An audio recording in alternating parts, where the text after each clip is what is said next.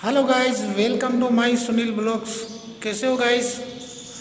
दोस्तों, आज दर्शन करेंगे मीराबाई का मंदिर का। मेड़ता सिटी आए हुए हैं। मीराबाई का मंदिर बहुत ही शानदार है, क्या बोले, इतना चमत्कारी मंदिर है, बहुत गजब। पूरा दर्शन करते हैं विस्तार से और आपको सारी डिटेल इनके बारे में बताते हैं ना, मंदिर के बारे में। इतना जोरदार मंदिर है ना, बहुत शानदार मैं मंदिर। आपको सुनाने जा रहा हूँ अपनी मंडली की सदस्य वृषाली जैन की लिखी कहानी मीरा। बात आज से करीब 500 साल पहले की है। ये वो वक्त था जब तुर्की और ईरानी ताकतें हिंदुस्तान में लूट नहीं बल्कि हुकूमत के इरादे से आने लगी थी। दिल्ली की गद्दी मुगलों के हाथ में थी। अकबर तेजी से अपना राज्य बढ़ा रहे थे। अगर कोई था जो इनके सामने डट के खड़ा था तो वो था राजस्थान। राजस्थान जहाँ के राजपूत अपनी मिट्टी, अपने धर्म और अपने वचन को लेकर लक्ष्मण रेखा से भी ज्यादा पक्के थे। ये वो दौर था जब तलवार तलवार को पूछती थी और धर्म के नाम पर सर उतारे जाने में 1 मिनट नहीं लगता था। मुगल राजपूतों की नफरत में जला करते थे और राजपूत मुगलों के कारण अपनी नींद खोते थे। और ये कहानी इस खून खराबे की नहीं है। ये कहानी उस दौर में लगातार हो रहे तख्ता पलट की भी नहीं है। ये कहानी तो इस खून खराबे और नफरत के बीच पल रहे एक अनोखे प्रेम की है जिसे वक्त ने अमर कर दिया। राजस्थान के मेरता राज्य में उस समय राठौरों का राज था। वही राठौर जिन्होंने जोधपुर बसाया। उस समय मेरता के राणा राव डूडा जी थे। उनके छोटे बेटे रतन सिंह के हाथ सरहद की सुरक्षा थी। रतन सिंह सिपाही थे। जहाँ एक तरफ परिवार था, जीवन में आने वाली अपनी औलाद थी, वहीं दूसरी तरफ देश था और कुंवर होने की जिम्मेदारी थी। और जैसा कि हर सिपाही की जिंदगी में होता है, फर्ज परिवार से पहले आया। इसीलिए रतन सिंह अपनी बेटी की पहली किलकारी तक नहीं सुन पाए थे। उनकी बेटी मीरा, जिसे सारी प्रजा मीराबाई कहती थी। मीरा ने अपनी पहली मुस्कुराहट से ही सारे मेरता का दिल जीत लिया था। ऐसा खिलखिलाता सलोना रूप सारे राजपुताना में दूसरा था ही नहीं। अपने पिता से दूर पलती मीरा यूं भी सबकी लाडली हो गई थी। मीरा बस कह भर दे और राव डूडा जी तारे तक तोड़ने को तैयार हो जाते थे। मीरा की शिक्षा दीक्षा किसी योद्धा से ही होती थी। दादी और माँ बहुत छोटी उम्र से ही मीरा को घर के कामकाज में निपुण बनाने में जुट गए थे। इसी तीर तलवार और कड़ाही करछी के बीच मीरा 6 साल की हो चली थी। इस विष्णु भक्त परिवार में संत साधुओं का विशेष ध्यान था। दरवाजे पर आने वाला हर साधु पूजनीय होता था, आदरणीय होता था। एक दिन ऐसे ही साधु के स्वागत सत्कार के बाद उनको आराम करने के लिए एक कमरा दिया गया। साधु ने एक पाटले पर लाल कपड़ा बिछाया और अपने साथ लाई हुई कृष्ण की मूर्ति स्थापित कर दी। उनके आराध्य की ये मूर्ति उन्हें उनके गुरु ने दी थी। मीरा अपनी दादी के साथ साधु बाबा को खीर देने आई थी। दादी की उंगली थामे आई मीरा कब हाथ छुड़ाकर कृष्ण मूर्ति के सामने जा बैठी, किसी का ध्यान ही नहीं गया। मीरा को लगा जैसे कान्हा ने खुद उसे आवाज देकर बुलाया हो। साधु बाबा राव डूडा जी के परिवार से बहुत खुश थे। प्रसन्न होकर बोले, कहिए क्या वर मांगती हैं रानी सा? रानी सा कुछ कहती इससे पहले ही मीरा बोल पड़ी, गुरुवर आपकी मूर्ति मुझे दे दीजिए। रानी सा को सूझ ही नहीं रहा था कि क्या कहें। मीरा ने आज तक ऐसी अटपटी बात कभी की ही नहीं थी। वो छोटी थी पर उसे मूर्ति और खिलौनों में फर्क बखूबी सिखाया गया था। लाडो, वो महाराज के भगवान हैं, ऐसे नहीं मांगते। चलो क्षमा मांगो, उन्होंने बात संभालते हुए कहा। नहीं दादी साहब, भगवान सिर्फ महाराज के थोड़े हैं, ये भगवान अब मेरे हैं। महाराज से कहिए ना ये कन्हैया मुझे दे दें। मीरा भी जिद पर अड़ी थी। साधु बाबा अजीब मुश्किल में फंस गए थे। वर तो उन्होंने ही दिया था। फिर कुछ सोचकर बोले, रानी साहब मांगने का वर तो आपका था, आपकी पोती का नहीं। मीरा फिर बोल पड़ी, महाराज आप मुझे ये मूर्ति दे देंगे तो आपके पास कृष्णा नहीं रहेंगे।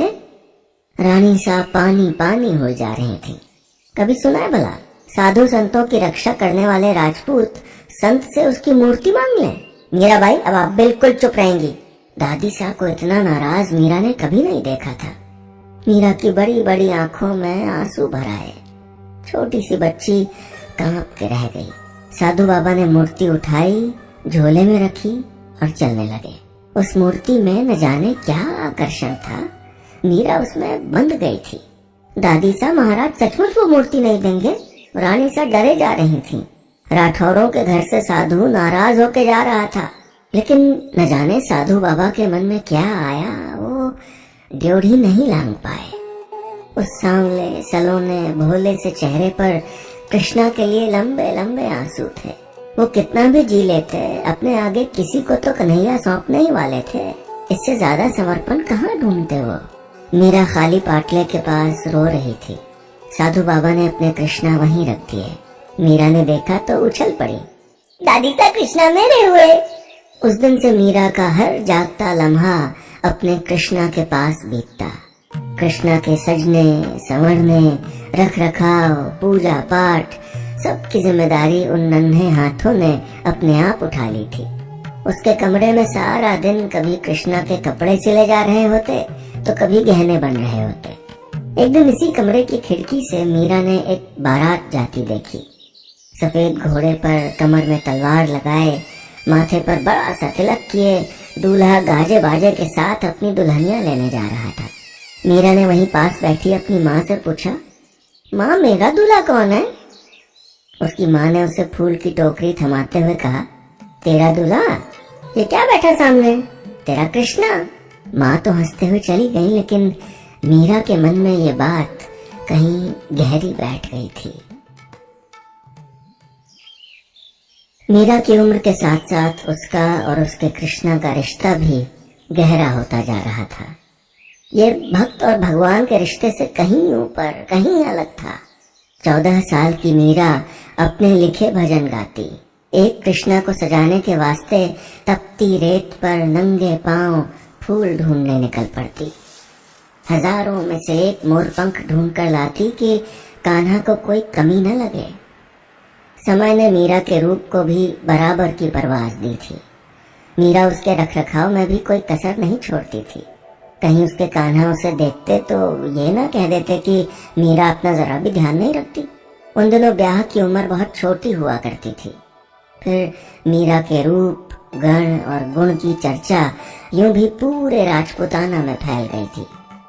राव डूडा जी के सर एक ऐसी बच्ची की जिम्मेदारी थी जिसने 10 साल की कच्ची उम्र में अपनी माँ को खोने का दुख झेल लिया था। उस समय में वो भी सिर्फ अपने कृष्णा से ही दुख बांटती थी। दुनिया कहती मीरा कृष्णा भक्त है। मीरा कहती कृष्णा मेरे भगवान नहीं, मेरे पति हैं, संगी हैं, सखा हैं, साया है। हमारा गठजोड़ तो माँ ने किया था, माँ ने ही अपना जामाता पसंद किया था। राव डूडा जी बच्ची की अटखेलियां समझ के हंस देते, लेकिन सयानी होती बच्ची की चिंता किस पिता को नहीं होती। फिर मीरा तो 14 साल की हो चली थी। राजपुताने में इस उम्र में लड़कियां विदा हो जाती थीं। ऐसा भी नहीं था कि उसके लिए रिश्तों की कोई कमी हो। रिश्ते तो राणा साहब की लाडो के लिए एक से एक आए थे। पर एक दिन पैगाम आया राणा संग्राम सिंह के यहाँ से। राणा संग्राम सिंह, जिसे सारा राजपुताना राणा सांगा कहता था। वीरों में बाघ, चालाकों में लोमड़ी और स्वभाव में नारियल सी हस्ती थी राणा सांगा की। मेवाड़ के राजा, माँ दुर्गा के घोर उपासक और सिसोदिया खानदान की नाक राणा सांगा ने अपने बेटे कुंवर भोजराज का रिश्ता भेजा था मीराबाई के लिए। राव डूडा जी ने हाँ करने में एक पल की भी देरी नहीं की थी। भाग्य तो उनकी बेटी के अब खुले थे। जब मीरा को ये पता चला तो उसने लाख मिन्नतें की, मनोहार की, गिड़गिड़ाई कि दादा साहब ब्याह तो मेरा हो चुका, अब कुंवर साहब को दूं भी तो क्या। पर आखिर में राव बस इतना बोले, हमने हाँ कर दी है बेटी, अब परिवार की इज्जत आपके हाथ है, जो चाहे सो करिए। बेटियां तब भी इज्जत पर कुर्बानी देती थीं, बेटियां अब भी इज्जत पर कुर्बानी देती हैं। मीराबाई मान गई। मेवाड़ से आई बारात परियों की कहानियों से सुंदर थी। और कुंवर भोजराज शहजादों से ही खूबसूरत। मीरा ने आईने में खुद को देखते हुए अपनी सखी संजुक्ता से बस इतना कहा, ब्याह वाले दिन के लिए कान्हा की लाल जरी वाली पगड़ी सी देना संजुक्ता। मंडप सजा, फेरे पड़े, डोली सजी। मीराबाई कान्हा को गोद में बिठाए डोली चढ़ गईं। डोली मेवाड़ पहुंची। कुंवर भोजराज के पीछे पीछे मीराबाई चलती रही। मीराबाई की गोद में कान्हा और इनके पीछे चलती संजुक्ता। द्वार पर भोजराज की बहन उदाबाई स्वागत के लिए खड़ी थी। उदाबाई ने मीरा की सुंदरता के बारे में केवल सुना ही था। मीराबाई की सुंदरता के आगे सब फीका था। उदा के मन में कहीं मीरा से कमतर होने की भावना बिना कुछ कहे सुने ही पल गई। उदा ने मीरा को पूरा महल दिखाया। पूजा वाले कमरे में राणा सांगा के पूर्वजों की तस्वीरें भी थीं। उदा मीरा से बोली, ये हमारे पूर्वज हैं, सब एक से एक महावीर, महापराक्रमी। माँ दुर्गा की कृपा से आज तक उनके नाम पर हमने कोई आंच नहीं आने दी। इस कुल की देवी दुर्गा है। हमने सुना है तुम्हारी ईश्वर में बड़ी आस्था है। अब से तुम्हारी सारी भक्ति दुर्गा के चरणों में ही होनी चाहिए। मीरा की गृहस्थी शुरू हो गई।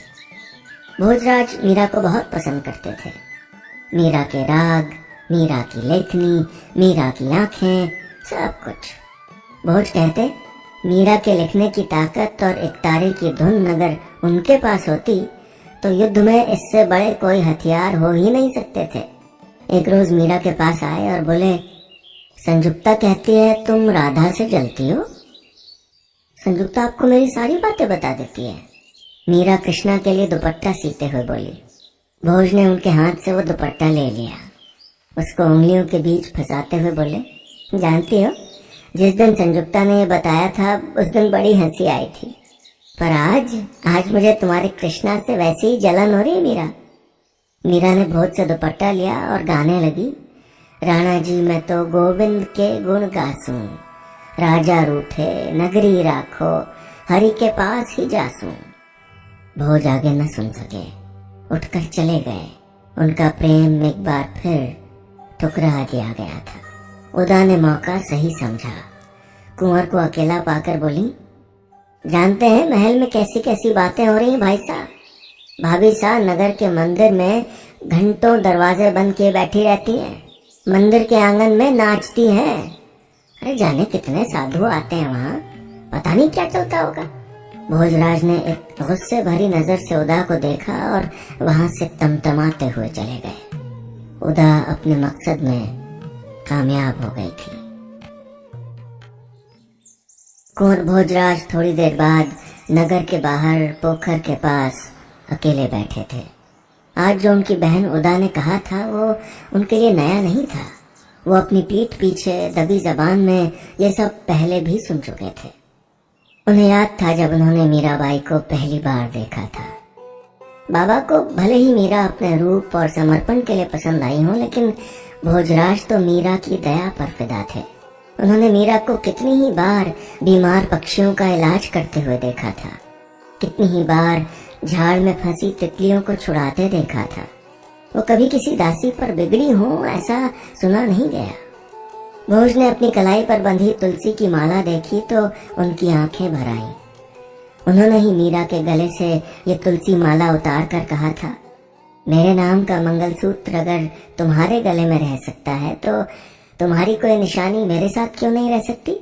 मीरा ने वो तुलसी माला अपने हाथ से उनकी कलाई पर बांध दी थी।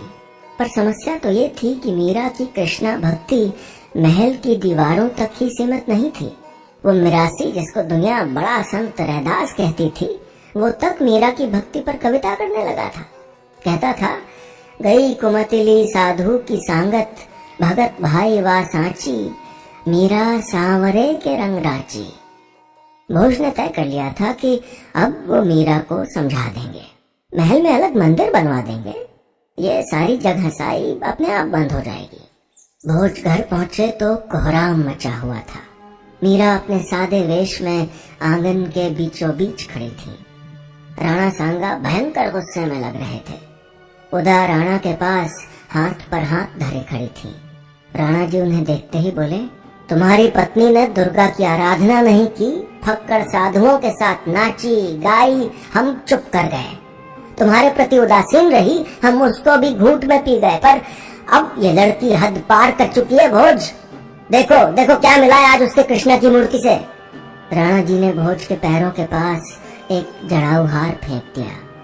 भोज को काटो तो खून नहीं, ये हार अकबर का था, उस धूर्त मुगल का।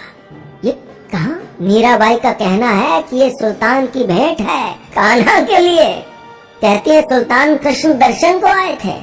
उदा का कहना है कि कुछ दिन पहले मीरा ने एक गुप्त चिट्ठी भी देश की सीमा के बाहर भिजवाई है। तुम्हारी पत्नी देशद्रोही है भोज, और इस द्रोह का सिर्फ एक दंड है, मृत्यु दंड।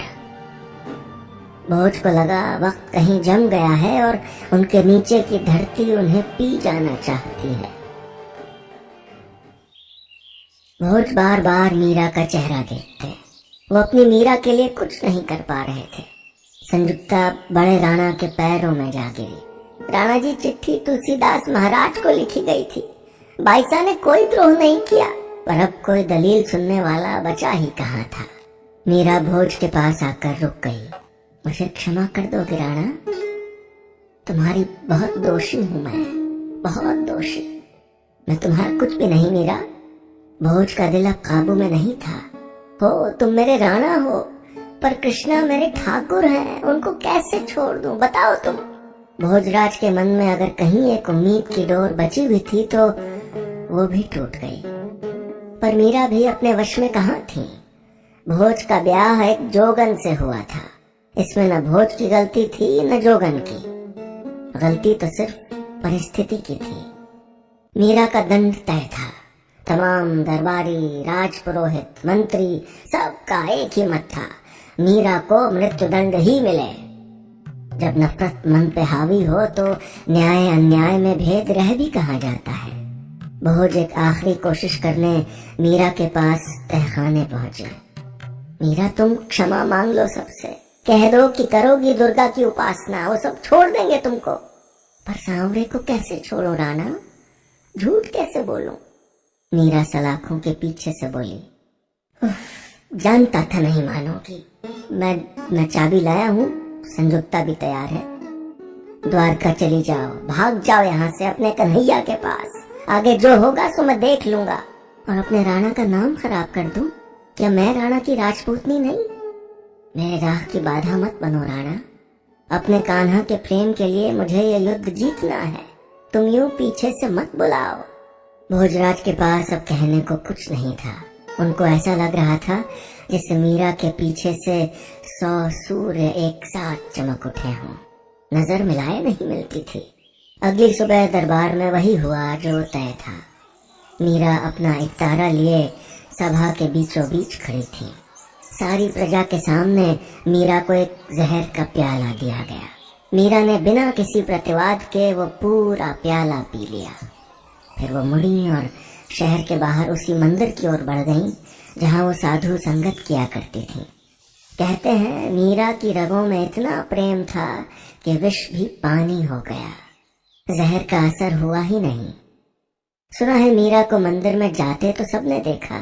अंदर से आवाज भी आई कि मेरे तो गिरधर गोपाल दूसरा न कोई, मेरे तो गिरधर गोपाल दूसरा न कोई। पर जब सब भीतर गए तो वहां सिर्फ मीरा का एक तारा और मंगलसूत्र ही शेष थे। उसके आगे मीरा कहाँ गई किसी को नहीं पता। भोज के प्रेम का कर्ज चुक गया था और कान्हा के साथ उनका रिश्ता वो तो अमर है। दोस्तों ये कहानी बस इतनी ही।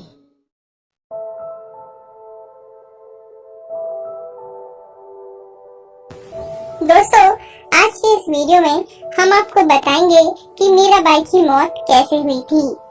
कृष्ण भक्त मीराबाई की मौत एक रहस्य है। उनकी मृत्यु का कोई पुख्ता प्रमाण तो नहीं मिलता और इसके बारे में अलग अलग विद्वानों की अलग अलग राय है। मीराबाई के मृत्यु स्थान के बारे में अधिकतर मत द्वारका से जुड़े हुए हैं। आइए जानते हैं मीराबाई के बारे में। राजस्थान के मेड़ता में मीराबाई का जन्म हुआ था। उनके पिता मेड़ता के राजा थे। कहते हैं जब मीराबाई बहुत छोटी थी तो उनकी माँ ने श्री कृष्ण को यूं ही उनका दूल्हा बता दिया था। इस बात को मीराबाई सच मान गई और वह श्री कृष्ण को ही अपना सब कुछ मान बैठी और जीवन भर कृष्ण भक्ति करती रही। मीराबाई का विवाह राणा सांगा के पुत्र और मेवाड़ के राजकुमार भोजराज के साथ हुआ। मीराबाई इस विवाह के लिए तैयार नहीं थी, पर परिवार के जोर देने पर मीरा को शादी करनी पड़ी। विवाह के कुछ साल बाद मीराबाई के पति की मृत्यु हो गई। पति की मौत के बाद उस समय प्रचलित प्रथा के अनुसार मीरा को भी पति भोजराज के साथ सती करने का प्रयास किया गया, लेकिन वो इसके लिए तैयार नहीं हुई। धीरे धीरे मीराबाई संसार से मोह माया छोड़ साधु संतों के साथ कीर्तन करते हुए अपना समय व्यतीत करने लगी। मीरा मंदिरों में जाकर कृष्ण भक्तों के सामने कृष्ण की मूर्ति के सम्मुख घंटों तक नाचती रहती। मीराबाई की कृष्ण भक्ति का ये तरीका उनके ससुराल वालों को अच्छा नहीं लगा। उनके परिजनों ने कई बार मीरा को विष देकर मारने की कोशिश भी की, पर भगवान कृष्ण की कृपा से वह हमेशा बच जाती। जब यातनाएं मीराबाई के बर्दाश्त से बाहर हो गई तो उन्होंने चित्तौड़ छोड़ दिया। वे पहले मेड़ता गईं, लेकिन जब उन्हें वहां भी संतोष नहीं मिला तो उन्होंने कृष्ण भक्ति के केंद्र वृंदावन का रुख कर लिया। वृंदावन में कुछ साल रहने के बाद मीराबाई द्वारका चली गई। ज्यादातर लोगों का मत यही है कि यहाँ पर वो कृष्ण भक्ति करते करते श्री कृष्ण की मूर्ति में समा गई। मान्यता है कि मीराबाई पूर्व जन्म में मथुरा की गोपिका थी। उन दिनों वो राधा की प्रमुख सहेली थी और मन ही मन श्री कृष्ण से प्रेम करती थी। बाद में राधा की इस सहेली का विवाह करा दिया गया। उसकी सास को जब इस बात का पता चला तो उस गोपिका को घर में बंद कर दिया गया। कृष्ण से मिलने की तड़प में उस गोपिका ने प्राण त्याग दिए और अगले जन्म में मीराबाई के रूप में जन्म लिया। मीराबाई ने कृष्ण से अपने इस प्रेम का उल्लेख अपने एक दोहे में भी किया है। दोस्तों, अगर ये वीडियो आपको पसंद आया है, हमारे वीडियो को शेयर करें और हमारे चैनल को सब्सक्राइब करना ना भूलें।